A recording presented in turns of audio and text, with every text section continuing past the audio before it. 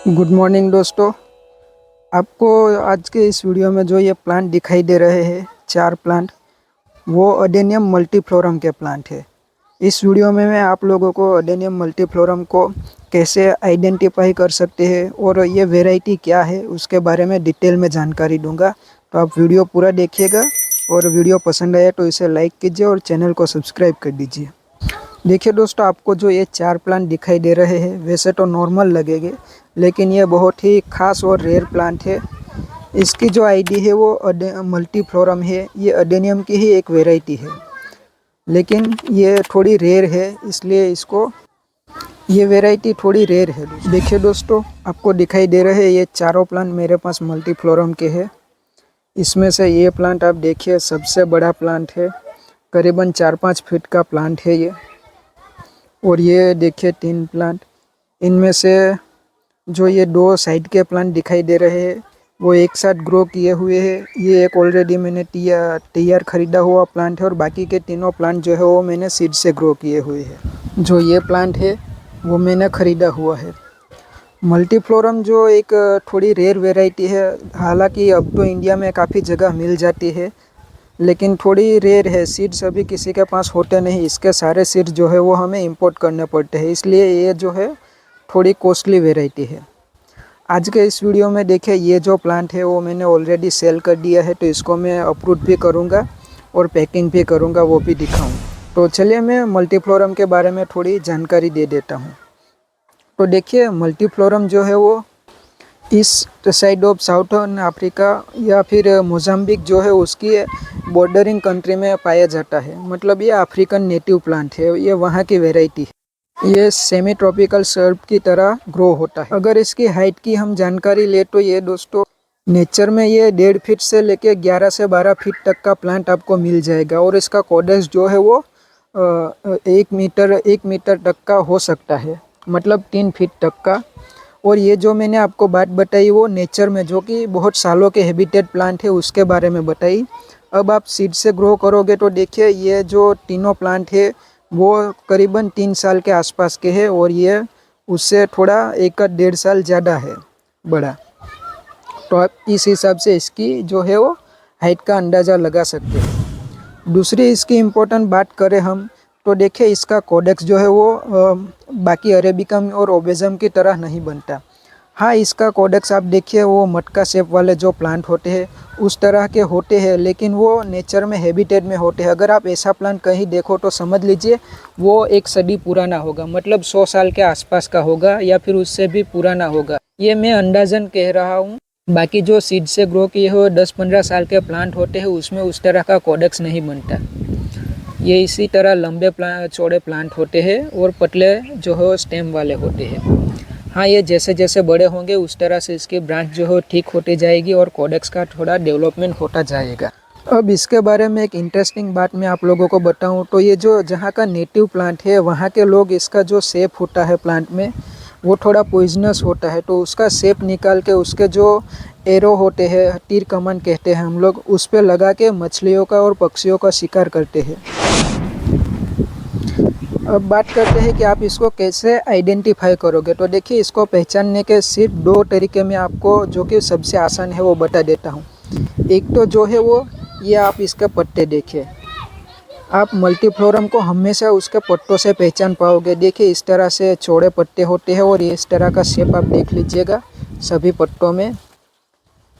तो काफ़ी आसानी से अरेबिकम के पत्तों से और ओबेजम के पत्तों से ये काफ़ी डिफरेंट नज़र आएंगे। आप इसको आसानी से पत्तों से पहचान लोगे। दूसरा जो है इसके फ्लावर, तो इसके फ्लावर दोस्तों सिर्फ विंटर में होते हैं, बाकी कोई भी सीज़न में इसके फ्लावर नहीं खिलते। ये मल्टीफ्लोरम की एक सबसे बड़ी खासियत है कि ये सिर्फ और सिर्फ विंटर में फ्लावर खिलते हैं इसमें। और जब भी इस पर फ्लावर खिले होंगे तो इसके सारे पत्ते गिर गए होंगे।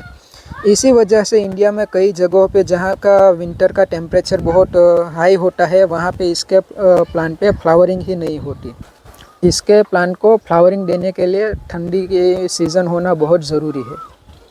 तो कुछ फ़ोटो में आपको दिखाई दे रहा हूँ, फ्लावर के आपको लगा दूंगा, क्योंकि मेरे प्लांट पे अभी तक इस पर फ्लावरिंग हुई नहीं। इस पर फ्लावरिंग हुई थी लेकिन अभी फ़ोटो मिलेगी तो मैं लगा दूंगा। तो आप इसके फ्लावर देखोगे, इसमें कलर में प्लांट टू प्लांट थोड़ा वेरिएशन होगा, लेकिन जो मैंने बात बताई कि इसके फ्लावर सिर्फ विंटर में खिले। और दूसरा फ्लावर का जो एंथर है आप देखिए, और उसकी पैटर्न जो बीच में ये वाइट कलर का है वो सभी मल्टीफ्लोरम में सेम रहेगी।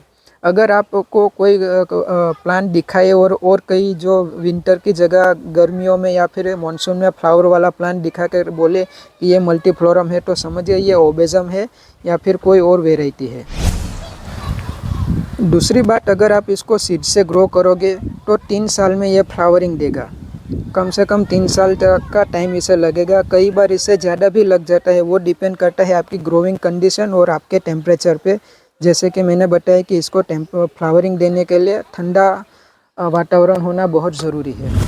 आप जब इसे सीड से ग्रो करोगे तो ये इसी तरह से लंबे ग्रो होते जाएंगे। अगर आप इसको शॉर्ट रखना चाहते हो तो इसको प्रून करके भी शॉर्ट कर सकते हो, या फिर अगर आप इसको इसी तरह लंबे चौड़े ग्रो होने दोगे तो ये करीबन 10 साल में 2 मीटर से लेके 3-4 मीटर तक का हो जाएगा, क्योंकि ये हाइट ऐसे ही पकड़ता रहता है। देखिए दोस्तों, ये मेरा प्लांट आपको पूरे स्क्रीन में दिखाई नहीं देगा, लेकिन काफ़ी बड़ा है तो इसको मुझे सपोर्ट देना पड़ा, क्योंकि ब्रांच इसकी जो है वो ज़्यादा ठीक नहीं है और हवा अभी तेज़ चल रही है तो वो गिर जाता है बार बार। और देखिए यहाँ से एक बार टूट भी गया था, देखिए।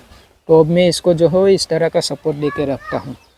आप जब भी मल्टीफ्लोरम खरीदे तो मैंने जो बात बताई उसका ध्यान रखिए।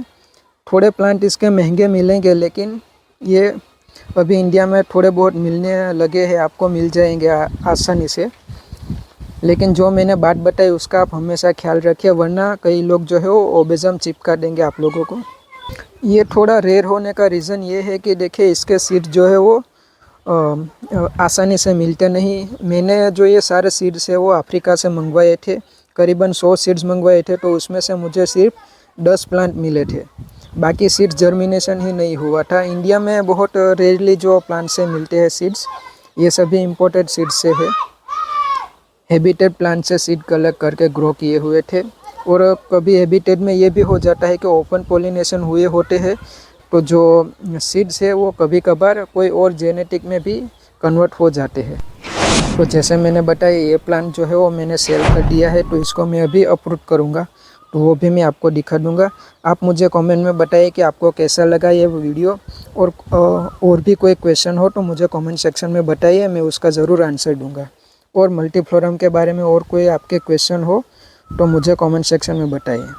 और एक इम्पॉर्टेंट बात मैं आपको बताना भूल गया कि दोस्तों, अगर इस पे आपको फ्लावर चाहिए तो एक ये बात आपको नोटिस करनी है कि जब भी विंटर की ठंड शुरू हो तो इसको पानी देना बंद कर देना है। बहुत लंबे वक्त के बाद थोड़ा बहुत ही वाटरिंग देना है। अगर इस पे बर्ड्स आ जाए तो उसके बाद तो पानी ही नहीं देना, वरना जो है इसके बर्ड्स ड्रॉप हो जाएंगे। अगर हाँ बहुत ज़रूर पड़े तो ही थोड़ा बहुत पानी दीजिए, वरना इसको पूरे विंटर में जो हो बिना पानी के रखना होता है, तभी इस पर फ्लावरिंग होगी, वरना फ्लावरिंग नहीं होगी।